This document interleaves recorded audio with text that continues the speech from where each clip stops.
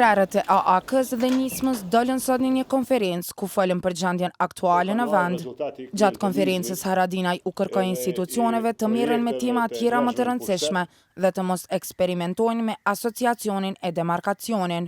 Kërkojmë që institucionet e vendit mos me vazhdu matutje me eksperimentu me këto tema, por me ju kushtu pranë kohën e çmuar të Kosovës me drejtu ka tema që janë më rëndësi për Kosovën, që lidhen me rendin dhe ligjin, me gjendjen në rend dhe ligj në vend, me luftën kundër korrupsionit dhe temat që lidhen me zhvillimin ekonomik. Haradinaj kërkoi motutje që ligji për trepshën të përfshijë edhe ata që kontribuan për të.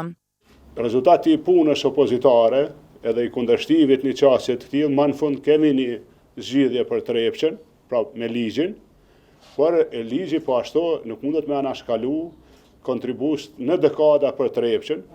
Drejtuesi i nismës Fatmir Limaj ligjin për trepshën e konsideroi meritë angazhimit të opozitës. Ne si opozit kemi detyruar qeverinë e Kosovës të tërheqë një projekt ligj të dëmshëm për trepshën. Dhe sot keni me pas në ditë një ligj, një projekt ligj që është rrënjësisht ndryshe nga ai që ka qenë dhe që kanë insistuar koalicioni i qeverisë në kohën e kaluar për ta votuar.